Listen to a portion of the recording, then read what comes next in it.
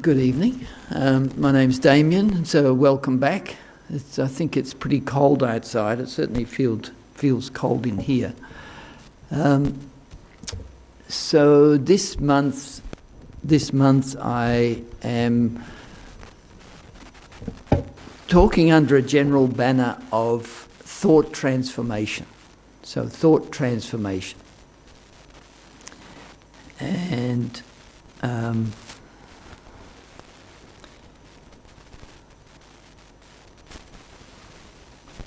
you know, as I was saying last week, when I first came into contact with Buddhism, it was some of the advice from the thought transformation teachings that helped me a lot in my sort of dealing with just normal life things.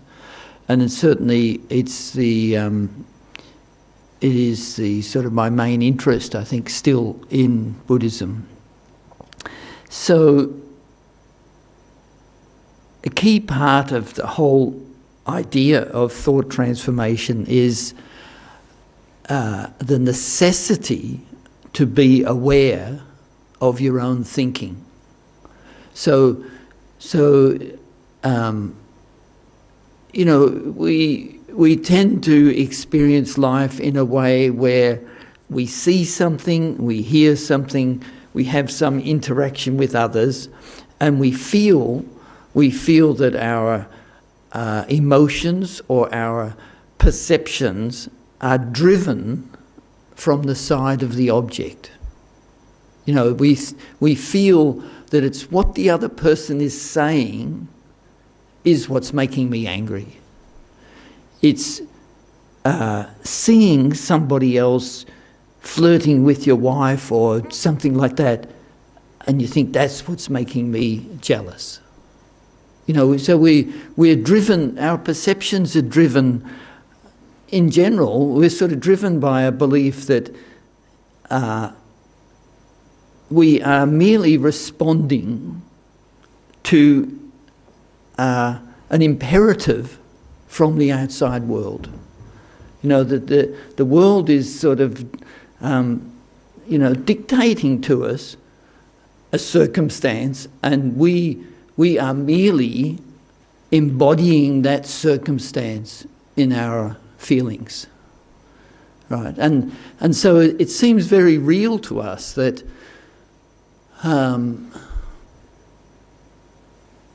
that our thinking, our thoughts, are driven from the outside in. Right, now, to some degree that is true, but or our experience feels like that is true, but any conceptualization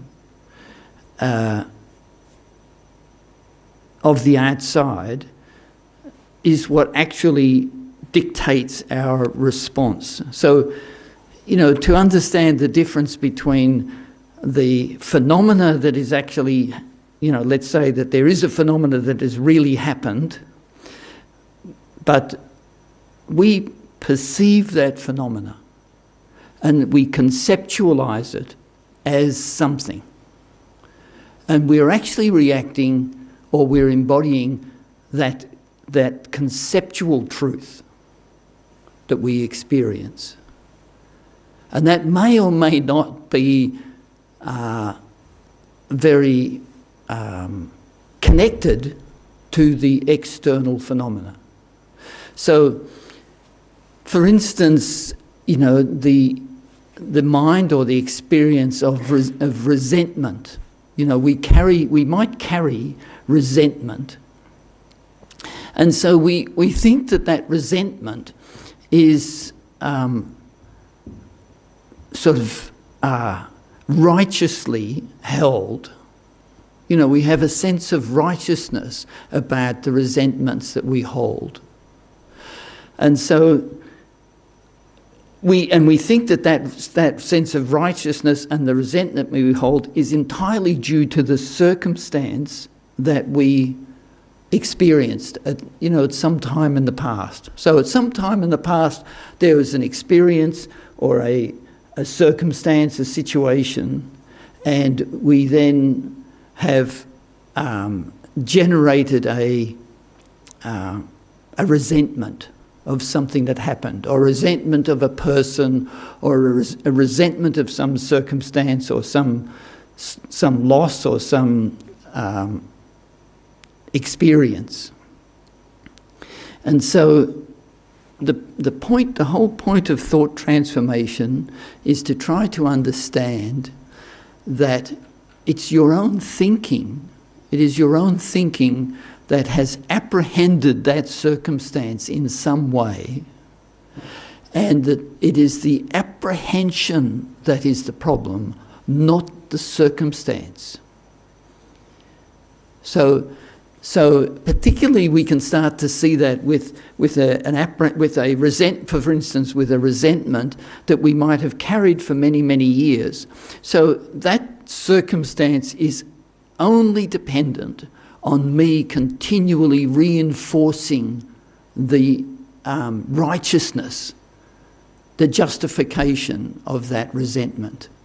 You know, the only way that it has power is by me reinforcing that resentment every time that I think about it, or every time that it comes up, or every time that there's some other circumstance that triggers me remembering that resentment. But to see that the power of that is entirely dependent on me, holding on to that and seeing it as some sort of truth. So thought transformation requires this, and relatively, we can call it an extraordinary sense of self-awareness. You know, to actually combat the torture that we put ourselves through. Now, I'm calling things like long-term resentments, long-term anger, long-term, frustration, desire, sense of unfulfillment, all these sorts of things that we might experience, to see them as, a personal torture. So thought transformation is, and initially it requires just this, great deal of very honest introspection. We have to have an awareness of our own thinking in a very objective and honest, an accepting state of mind, so that you cannot suffer from any self-inflated version of yourself that I am not. It is not possible for me to have these negative thoughts. That's not the sort of person I am. If you think that, you're naive about your own reality, because unfortunately, we are all subject to this whole collection of,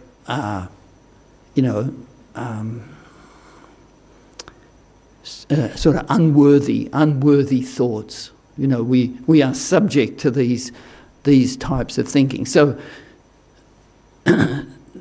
in terms of meaning, Buddhism sort of puts them all together and calls them afflictions. They are afflicted emotions or afflictions.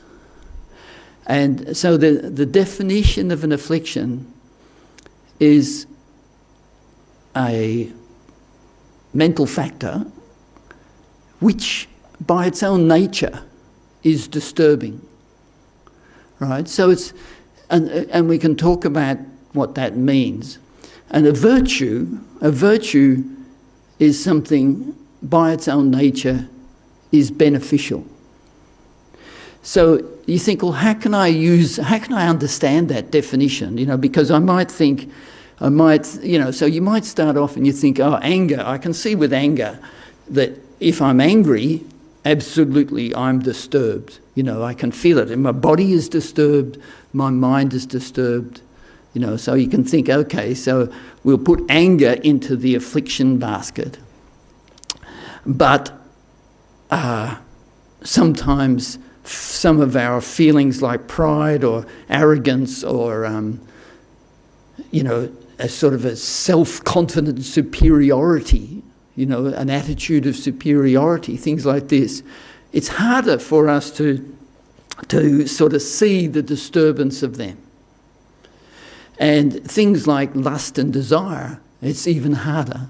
So, to actually try to see how the mind of desire, the acquisitive mind of grasping at objects or grasping at people, grasping at relationships with a sense of possession, if you have to really have that skill of introspection to see that desire also is by its nature disturbing. So thought transformation then is a process where we have some sense of introspection, some awareness, and we see what's happening in my mind. What is happening in my mind? So at any time, even, like right now, in this very moment, sort of have a look and see what exactly experience or, like there's the reality of the room and the people and of me sitting here, but within that reality, what is my mind actually experiencing in terms of, feeling or mental factor or the apprehension of this circumstance, to try to identify that. And so then, on the basis of knowledge that we have acquired, we can then sort of analyse or have a look at it and get some sort of apprehension as to whether or not that thought is beneficial. So, as we are right now, we do not have a sort of full understanding of all the really subtle ins and outs of our own mind. This is something we need to learn about the working of the mind and the subtlety of our self-deception and the subtlety of our misapprehension. So I think we can start with the sort of the obvious thing that the thought of wanting to steal something, the thought of wanting to kill something, the thought of wanting to lie or to cheat or to deceive.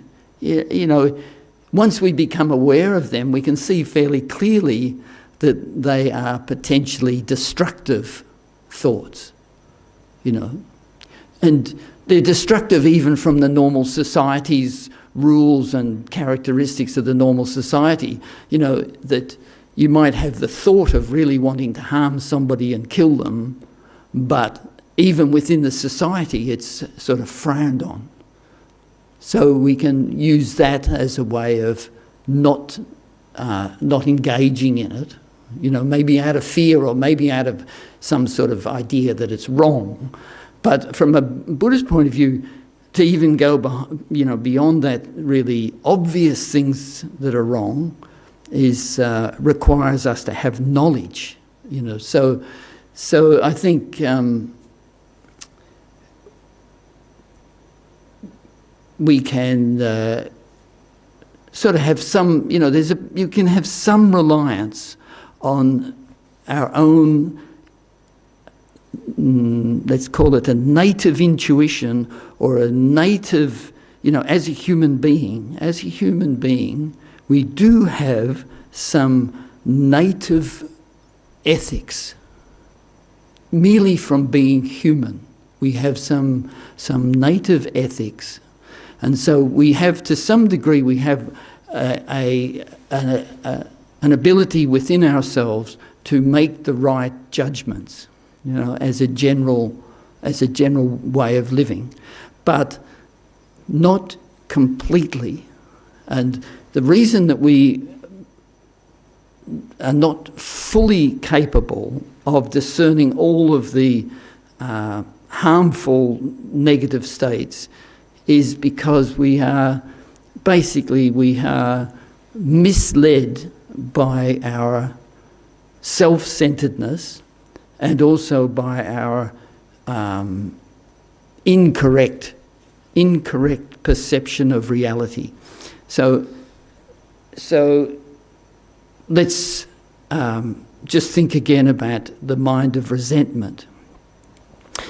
And the intention of resentment, or the intention of anger is to hurt somebody else. But the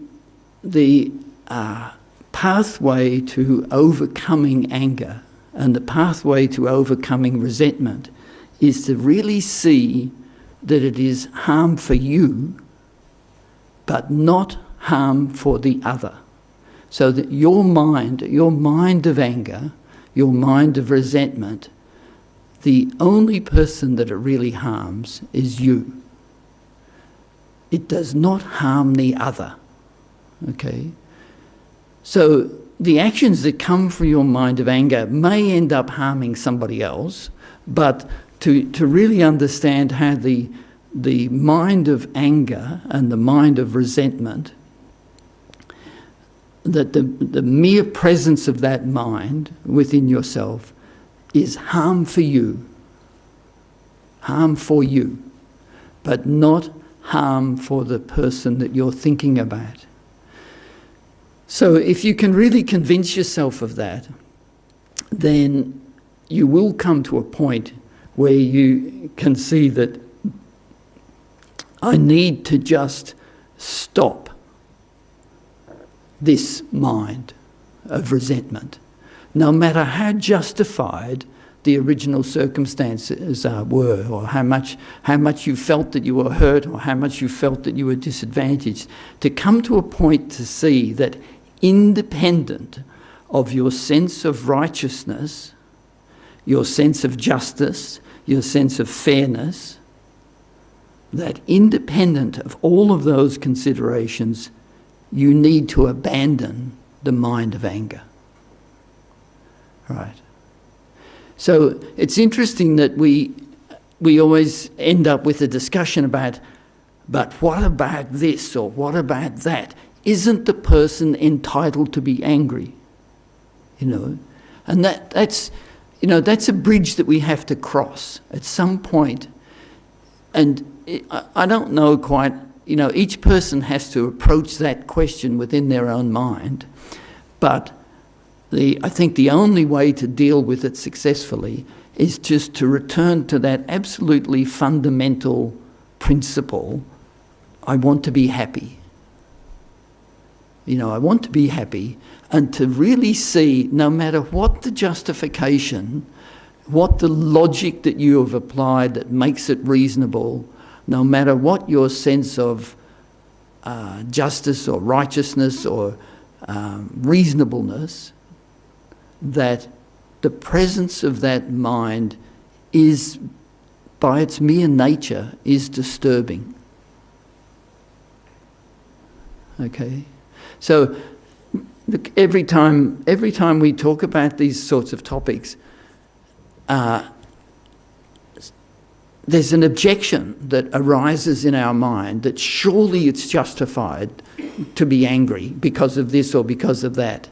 Surely it's justified to be resentful for being mistreated, etc., etc. Now, here the idea of thought transformation is, in a way, to put aside all of those discussions in your mind, and merely the most absolute simplest situation is holding this mind is destructive of my happiness. And that's the only reason we need to get rid of it. And so,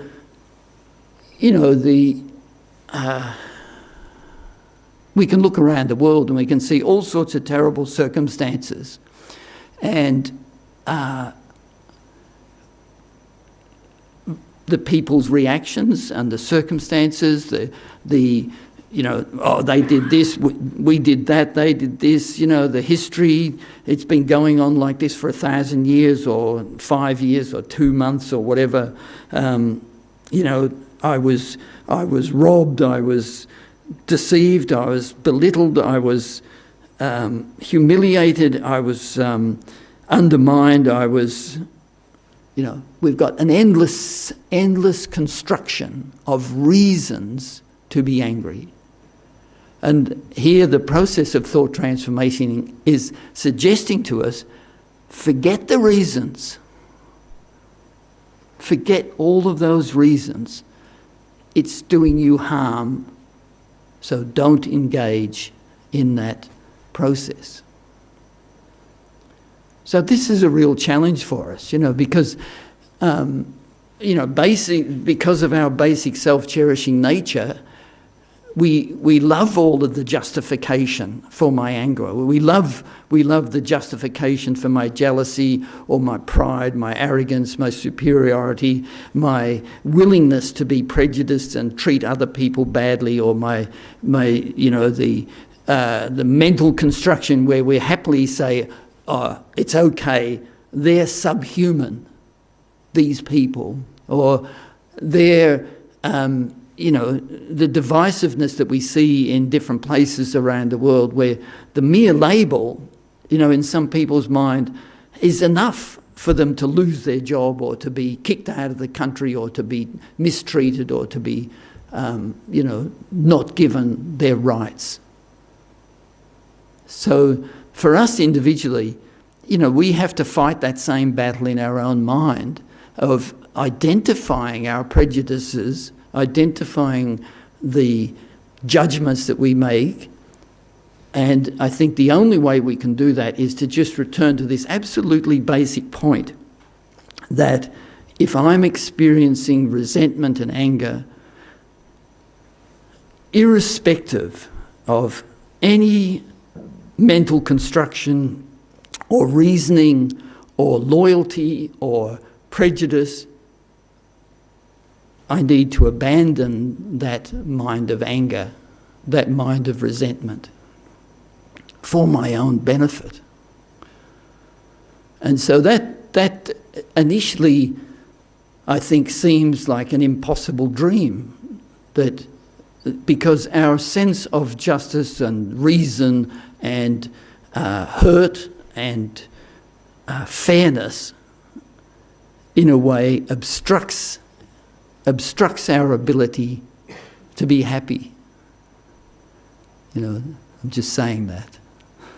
That's something to think about, that within yourself, when you start to understand what's going on in your mind, to start to see that, why am I preventing my own happiness? Particularly in these terms of thought transformation.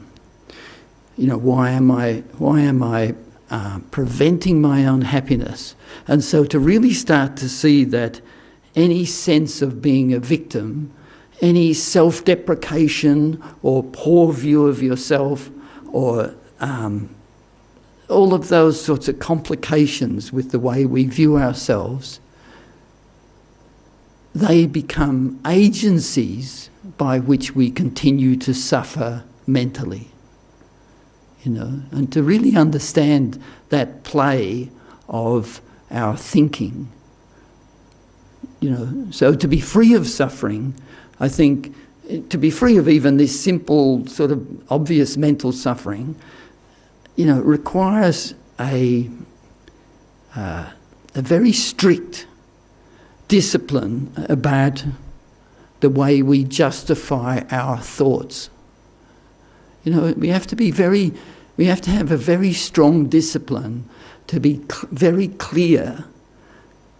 So if you're presented with a very difficult circumstance and your mind starts going into a victim sort of self-deprecation state, it takes some real discipline to go beyond that, view, to go beyond that sense of loss, that sense of humiliation, or that sense of being downtrodden, and to get rid of the resentment and the anger.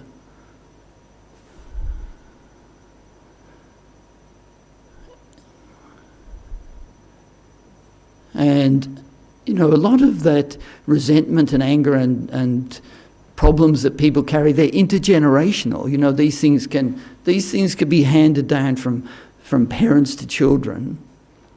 I think my own upbringing, my parents were Irish immigrants, and my father left Ireland, I think, to escape the culture. And I went back. I took my mother to Ireland quite a few years ago, and met cousins and sort of interacted, went to a wedding and sort of met all these people, talking to them.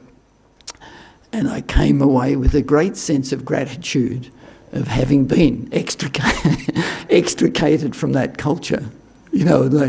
I think in Melbourne we should be really joyful about the broad, multi-layered, multifaceted culture here in Australia. But I did feel a sense of gratitude of being extracted from that culture, rightly or wrongly. No slur on the Irish. But it was something that struck me. I thought, I would be like you if I was still here. And I'm thinking how fortunate I am that I have this environment and not that environment.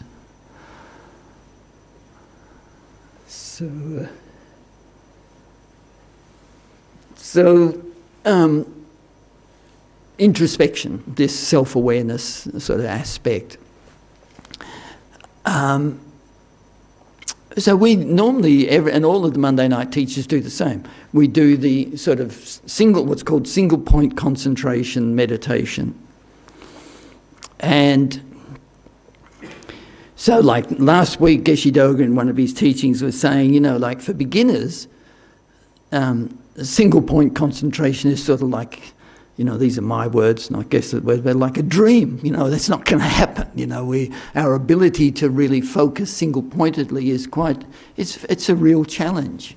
And I think any of us that if we do some meditation and we actually look at our meditation, we can see that, there's not a lot of single-pointed focus, continuity of single-pointed focus going on. We're constantly moving the object and losing our focus and all that. So Geshe Doga had said that for beginners it's actually easier to do an analytical meditation. So analytical meditation is where we pick a topic and we examine it from all of the different aspects. So we use our knowledge to examine a particular topic, and because we're sort of moving around but still on the topic, so we have a single point focus to stay on the topic, but within the topic we range around the topic.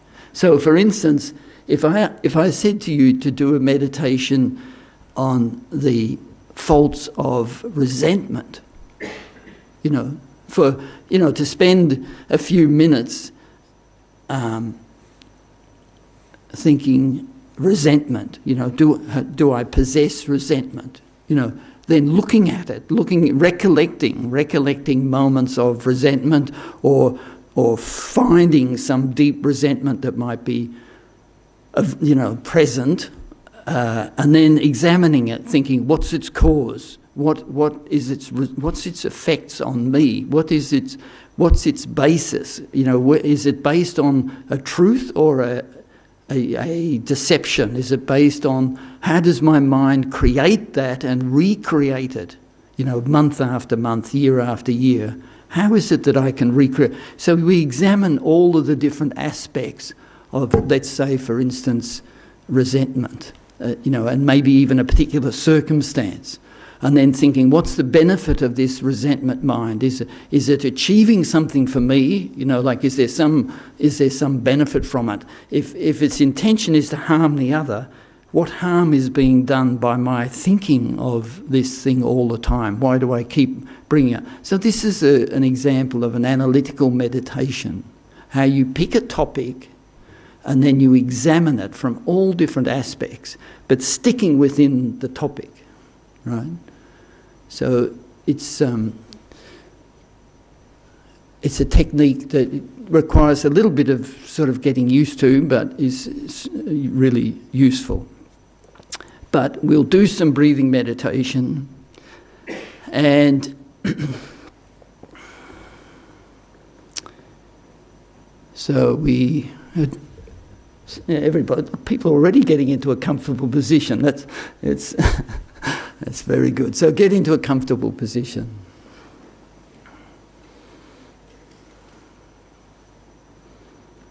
Can I ask if anybody's here for the very first time tonight? Oh, good. Okay, welcome. Good. Thank you. A couple more. Yeah, good. All right, so meditation. The idea with the meditation is that we're going to use the power of our mind to hold a mental object, a focal point. We're going to focus on something. And we are encouraged, particularly for that object to be a mental object, right? So even though we might be focusing, we might say we're focusing on the breath, and nominally, let's say we're focusing on the sensation of the breath as it goes in and out through the nostrils. But ideally, we should focus on the awareness of the breath. We are focusing on the mental experience of breathing, right? So we're breathing in, we're breathing out. So there may be a physical sensation, let's say, at the nostrils, but our object that we're holding on to is the awareness, the mental awareness of that. Okay, and we can talk about, after the meditation, we can talk about that experience. Okay, so bring your mind within the room, bring your mind within yourself, let go of the past or the future outside of here, let go of all other thoughts and bring your mind to a state of no thought, and then turn your attention to the breath and keep your focus 100% on the breath.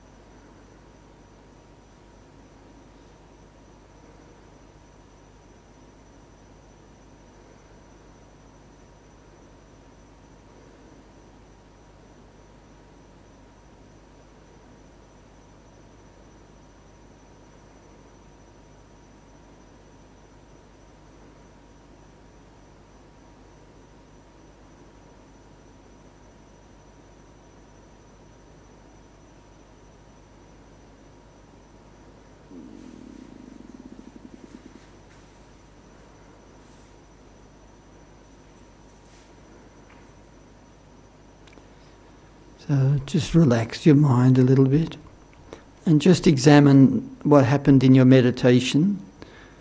You know, was there a lot of like verbalization or distraction?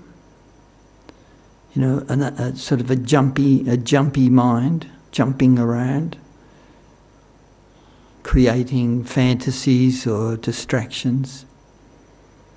So whatever happened, just let it go. It's in the past now, and then think, you know, with a good motivation, you know.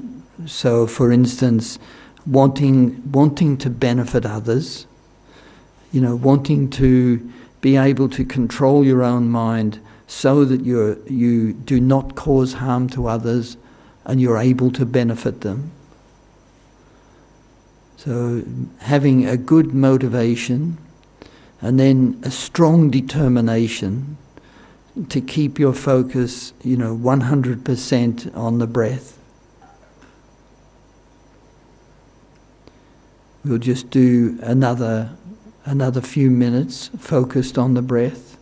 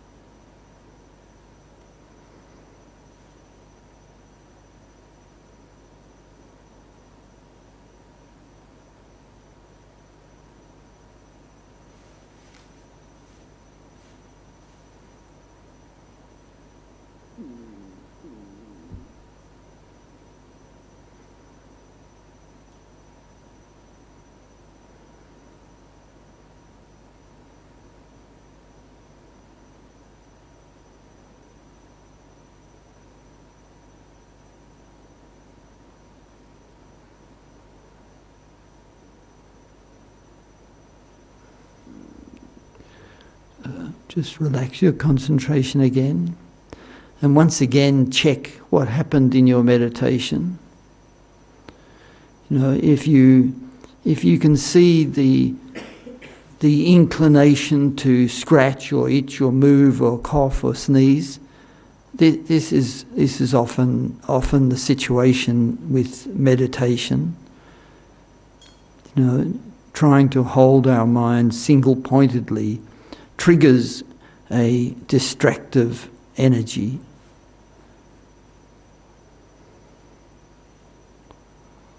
You know, the wish to get up, the wish to have a drink, the wish to cough, all these things, to try to see them as a distraction. Our mind going off to another thought, a daydream, sleep, a recollection, all these things. So whatever we experience, to see them in the few minutes of the meditation, see them as a distraction and exert some effort to just keep the mind on the breath. So once more, just for a few minutes, focus on the breath and not allow any distraction.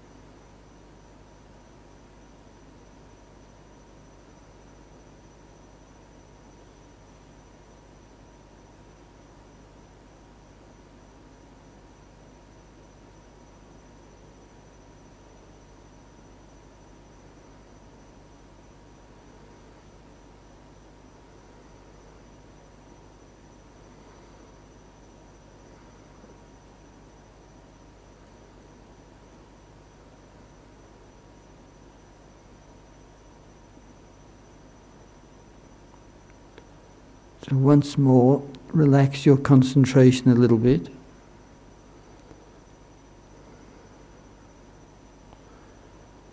And just see the complexity of your distractions, the many different ways that our mind wanders away.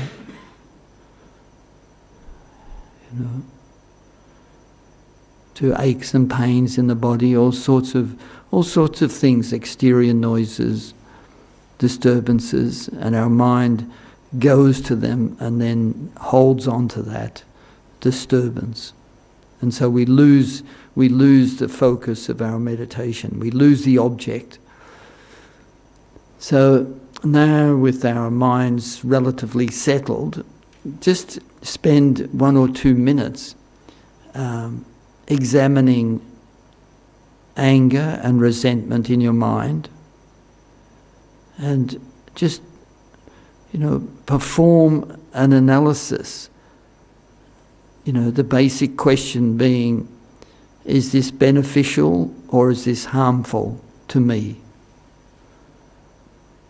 So if there's some circumstance or some thought that you're carrying and anger and resentment comes up, so just asking the simplest of questions, is this beneficial to me? Is this harmful to me? And using all of your knowledge to analyse that question. So just for a minute or two.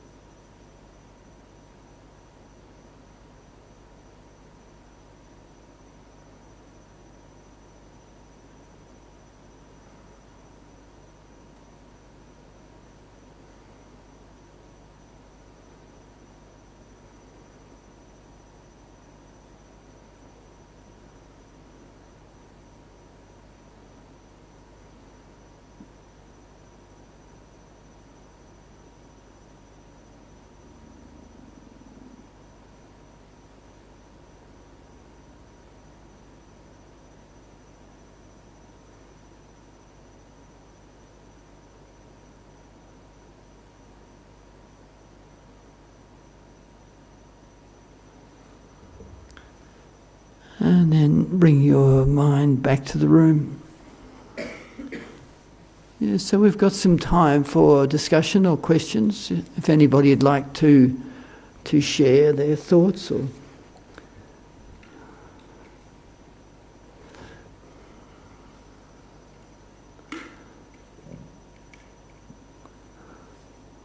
I do find the water bottles are disturbing.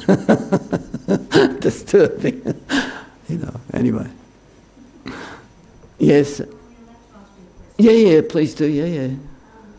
So on anger, one of the things that I wonder about is all the injustices that we see in the world. And I think sometimes when we get angry, it motivates us to take some action, some meaningful.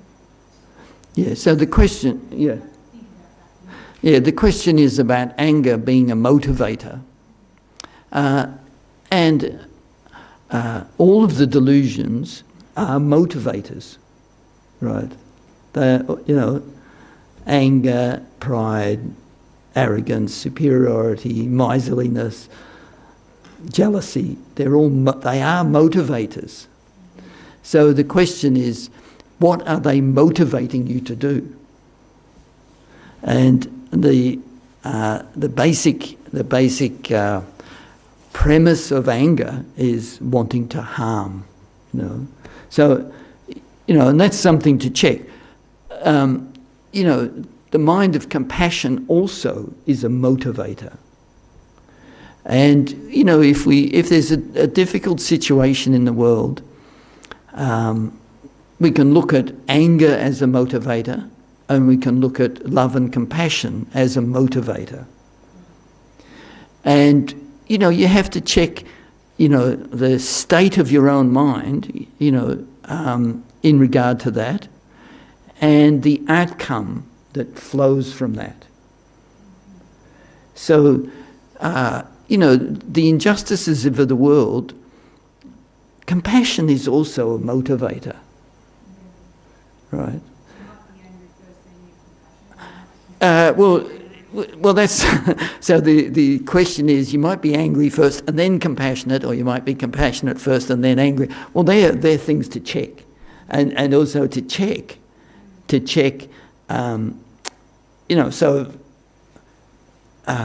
Being unhappy or being disturbed by somebody else's suffering, the mind of compassion is disturbed by somebody else's suffering.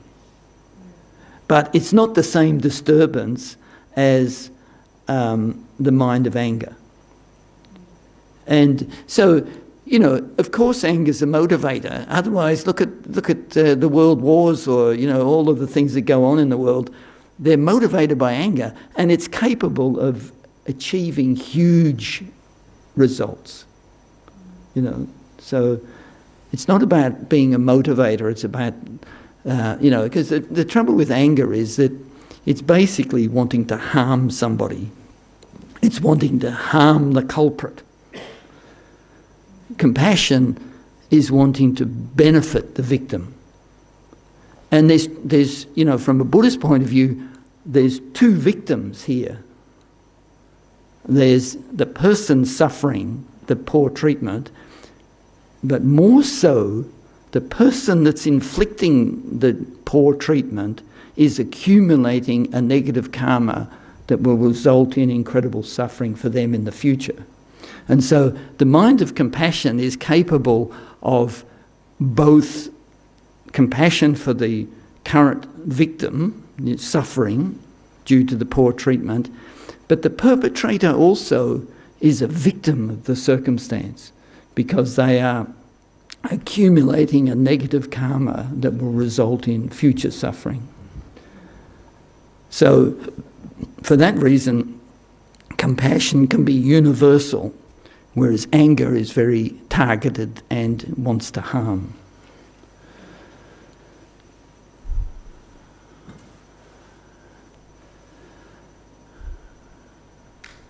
So, can I ask, in the breathing meditation, who didn't change the object? Or did you all change the object?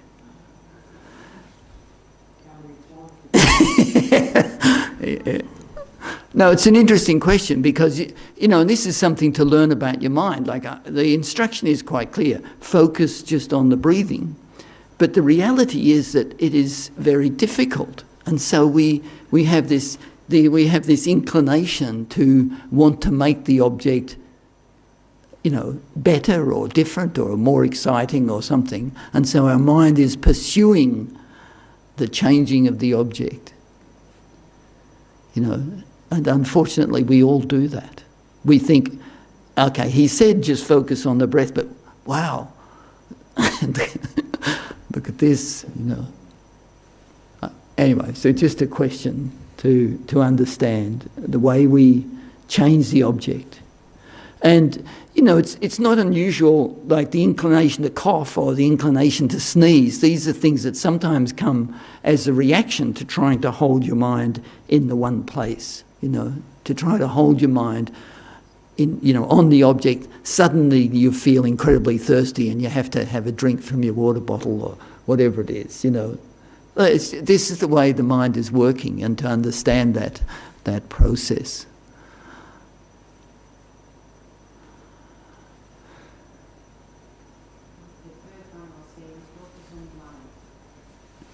Sorry? The third one was saying to yourself, focus on the breath, and then on the awareness of the breath, yeah. Look, and this is a point that Geshe Doga sort of emphasises a lot, that in the end our meditational practice, to develop single point concentration, which is a meditative state, it requires that the object is mental. right?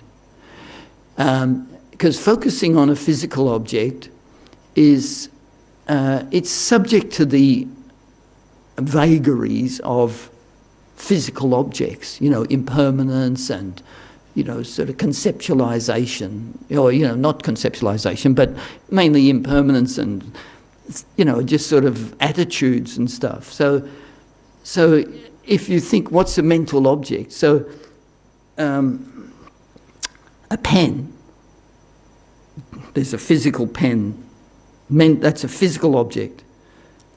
Remembering the pen in my mind, I can get an image of it. That is a mental object. A banana, remembering the banana in my mind, that's a mental object, right? So like the way the mind works is that let's say that there is a physical pen here.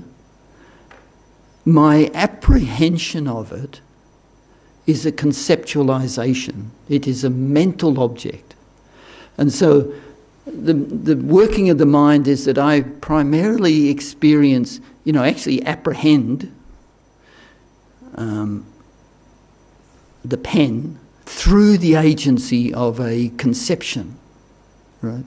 So this is the way our mind works. And that's why we're subject to so much deception, that when we remember somebody's insult or whatever, we don't actually remember the words. The words are just the mere, let's say, the sonic vibration of the air. That's what our ear apprehends, what our ear experiences is the mere fluctuations of pressure in the air. But what my mind comprehends is an insult. And so to start to understand how our problems arise from that conceptualization. And this is a complex topic, and it's got a lot of subtleties to it. But, if you're trying to deal with somebody saying abusive things or derogatory things to you, you can actually use a meditation and say, those words are coming to me as the mere sonic pressure fluctuations of the air that my ear is processing in a certain way, and then I am conceptualizing of it as an insult. That's the physical process. So we can sort of approach it in a completely scientific way that, I am imposing on the pressure fluctuations of the air this characteristic of insult. But if you put an oscilloscope up and looked at the things, you cannot see the insult. It's the conceptualization, and this is something to understand about all of our perceptions, that the reality for me is that it's conceptualization. So we can understand that on a scientific basis, So, and that's why, meditation and, the understanding, the introspection, the aspect of introspection is such a useful tool, because there's a basis in reality as to why it's valid. This is the truth, that it is our conceptualizations that create our world. Our experiential world are created by my own conceptualizations.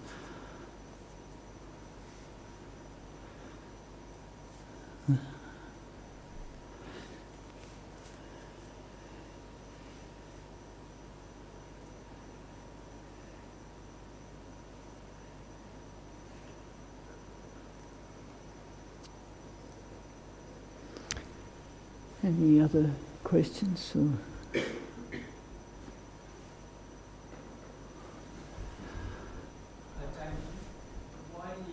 emphasis on single point of concentration. If analytical meditation is easier and it addresses the delusions, why not just do that? Yeah, so the question is, why do we focus on single point concentration? Look, I think it's a bit flavour of the day to some degree, that there's so much sort of concentration meditation done everywhere.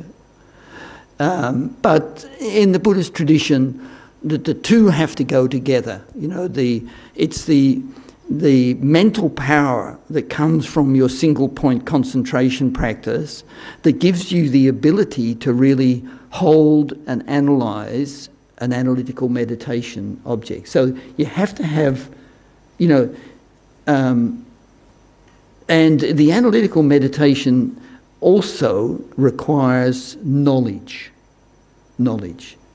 So there's this idea of the three sort of steps: hearing, contemplation, and meditation. So, you know, the definitions from a Buddhist point of view. Hearing is like listening to teachings, reading books, you know, listening to what people say, asking questions, getting an answer, listening to the answer. Then contemplation is going over and over the topic so that you understand the topic from all the different aspects. You maybe do more reading, you do some focused sort of reading and understanding, you know, developing your conceptualization of the point. Meditation is, you know, is mixing the meaning with your mind. So meditation in this description here is completely embodying the meaning in your mind. So, for instance, with understanding anger and the need for patience, let's say the need for patience, and you know, patience has different aspects, but really understanding that to overcome anger, we require patience. So in this context of hearing or listening, contemplation, and meditation, so meditation would mean the full assimilation of patience into your mental behaviour. You know, fully assimilating patience into your behaviour is the meaning of meditation. You know, fully assimilating love and compassion into the way you perceive the world, you know, is where you have completely mixed the meaning of that with your mind. You know, so this idea of mixing the meaning with your mind means fully embodying that thought process. So, and it comes from hearing, you know, first of all hearing, listening, reading, you know, accumulating knowledge, which is dependent, that's dependent on outside, you know, it's dependent on somebody outside saying something to you. Then contemplation is when you internalise that knowledge. You examine it internally, you examine it with your own mental faculty, and you start to understand it. You understand the logic, and you have some personal logical construction for why anger is, for example, why anger is personally destructive. You really understand that. That comes from contemplation. And then meditation is taking that meaning and mixing it with your mind so that the mind of anger does not arise. And it's based on those two previous elements. And I'll just mention then another thing called the three higher trainings, which are morality, concentration, and wisdom. And so that grouping is done similar to the question about single point concentration. So morality, concentration. So for us to have single point concentration, the the Buddhist explanation is that the basis of that is morality or ethics. And, you know, it's worth understanding why that is. And basically it stems from a position that any afflictions, any negative behaviour, any affliction, you know, the presence of afflictions in my mind is, let's call it, inherently disturbing. And because of that disturbance, we cannot have single point concentration, because that disturbance pervades our mind to the point where we are unable to really develop a meditational practice. So, you know, globally we can look at all of the religious traditions and we can see that, okay, they might all talk about prayer and meditation and, you know, developing all these sort of mental qualities, but every single one of them is based on morality as a basis. You know, and that's good to understand that, you know, to actually develop good meditation, we have to really settle our mind first, and settling the mind means removing disturbance, and non-virtuous thinking, non-virtuous behaviour is by its very nature disturbing. So that's something to understand as well.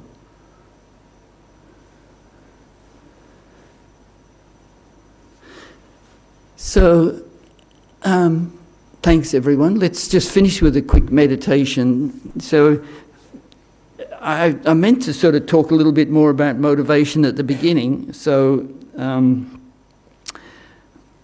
any activity that we should try to create a good motivation. And then there's the body of the action, you know, the actual class, let's say in this case the class. And then there's the dedication. And primarily the aspect of dedication is to rejoice in what you've done and dedicate it to something worthwhile. So we'll do that in the form of a meditation. So to think that the benefit of us all coming together, the value, that it takes the form of a ball of white light in the middle of the room, and then bring that above your own head and let it dissolve down into you through the crown of your head, completely filling your body with light and your mind, making it very clear and open. So with a sense of rejoicing in everybody's efforts tonight, your own meditation, your own thinking, rejoicing in that. And then imagine giving away that benefit to every other living being in the form of rays of light that radiate out from you to every living being, giving them the benefit of this class. And then let that light dissolve back into you, you know, feeling a sense of rejoicing.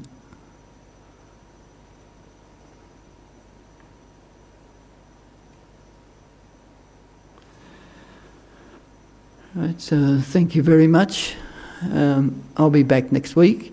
So just to mention, this Wednesday, this is a special time of the year in the Buddhist calendar, and it's called Sakadawa. Dawa means moon, and Saka, I think, comes from Shakyamuni Buddha. So it's a commemoration of the birth, death and the enlightenment of the Buddha that are all said to have occurred on the one day, which is so convenient. So, you know, in the lunar calendar, all occurred on the same day. And so that's this Wednesday. So there's a big puja here, which you're most welcome to come. And it's a Guru puja, which is a particular prayer. Anyway, you may you're welcome to come. And it's a good time to make offerings, like you can bring food to share. We're also collecting money and food for the Sacred Heart Mission in St Kilda there. You've probably seen the basket out there.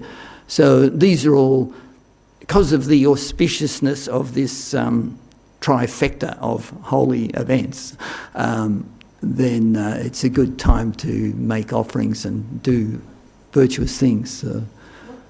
8 o'clock, 8 p.m, and it'll go for about an hour and a half, hour and 3/4 or so, so it'll be a fairly big production. All right, so you're all most welcome to come. All right, so thank you. I think there's some cake upstairs. And stay for a cup of tea or coffee if you can. I'll be up there in a few minutes, so thank you.